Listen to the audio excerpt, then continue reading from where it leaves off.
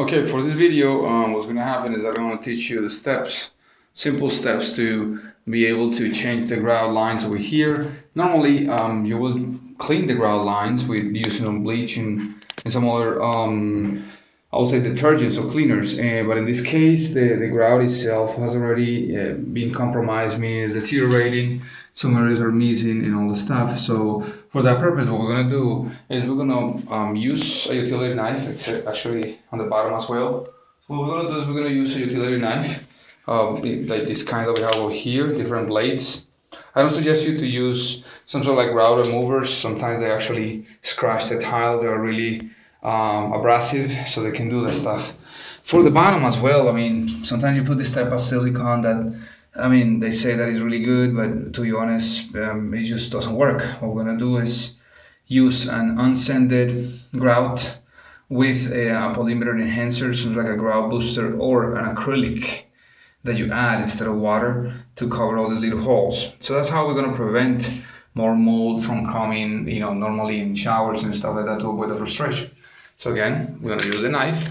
You're gonna have a lot of blades, and what you're gonna do is you're gonna squirt these things on the side, and you're gonna remove all those little grout lines one at a time. So it's gonna be very tedious, and I'm gonna show you how it is pretty much. You just kind of, you know, cut it around, move all the stuff around, you know, on one angle and then the other angle to remove everything. As deep as you can, and then you're gonna, you know, clean it up and get it ready for the grouting itself. Okay, now once we finish scraping all the grout out of the joints, you can actually, you know, see a little bit of darkness inside the joints, and this is letting us know that still a little bit of mold inside the joints.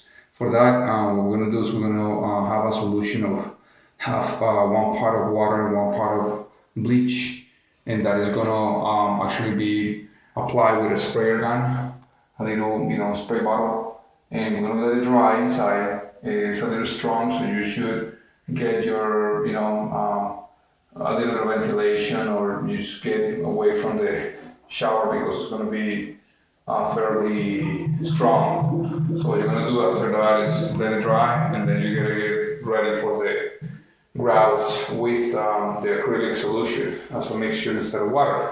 So that's how we continue. We took about 4 hours cleaning these, 2 people actually cleaning it, so it took a while, but it's worth it. Okay, so once we have the walls already dried, the tiles already dry after the bleach cleaning process, what we're going to do is we're going to start mixing our grout. Now normally people will use grout, unsanded grout, and that's what I'm going to use right now, but they mix it up with water, and that's the same problem that we had before. For you know, to avoid that, what I'm going to use is this material. It's an acrylic enhancer. This one's called the Grout Boost. What it does is that protects for, you know, mold and mildew, and it helps you in the long run, especially after you saw what happens to regular grout. So we're gonna mix it up with this, just like if it was water. You can actually read the label, and it will give you a little more instructions on how to use it if you wanna kind of mix water with the acrylic to, you know, I guess to make it a little more, to cover some bigger spots, because the material itself is it's a bit expensive. It's not a cheap, you know, additive. So we're gonna mix it up in a clean bucket and clean this bucket. I mean, it looks like it's dirty, but it's actually clean. And we're gonna put some in the bottom, and then we're gonna start mixing until we get a nice mixture that will stick on the walls.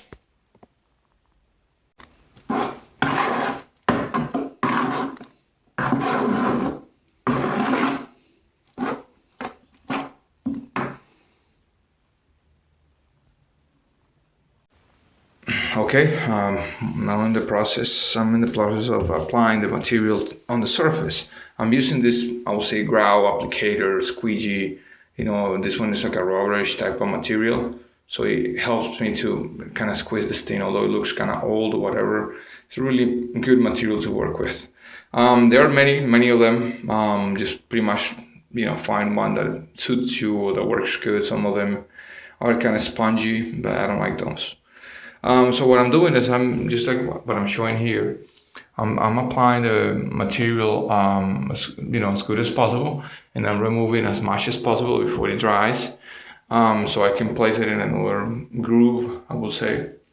And then I'm gonna let it dry for a while. You want to make sure that you kind of take a look at all the angles and all the stuff. Sometimes there are little holes there. You want to maintain some of the grout aside, so if you find little holes, you cover them. And here also at the edges, you want to make sure that you apply them really well. You may need to use your finger or whatever to to work on tough little corners, but that's how we continue.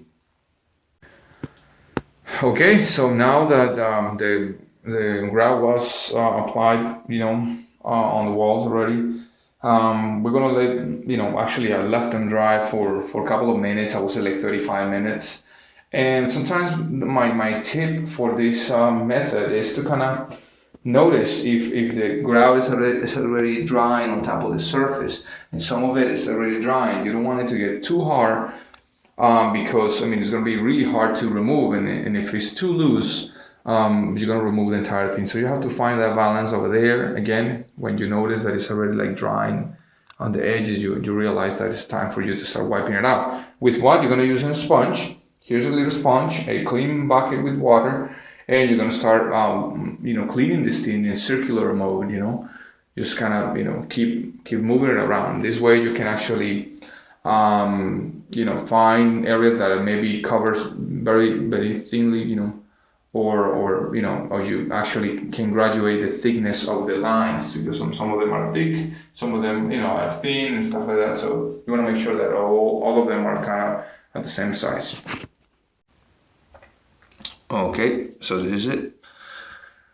The project is done. Some areas still drying a little bit, but overall everything is finished. Whenever you finish, you'll have some, like a little dust film. You may remove the stuff with a dry rag. Sometimes the sponges are really hard to work with. They leave you all that dust. So it's good to just use a dry rag whenever it's dry. So this is it. To clean it up, just keep cleaning with a little bit of bleach or whatever, just in case.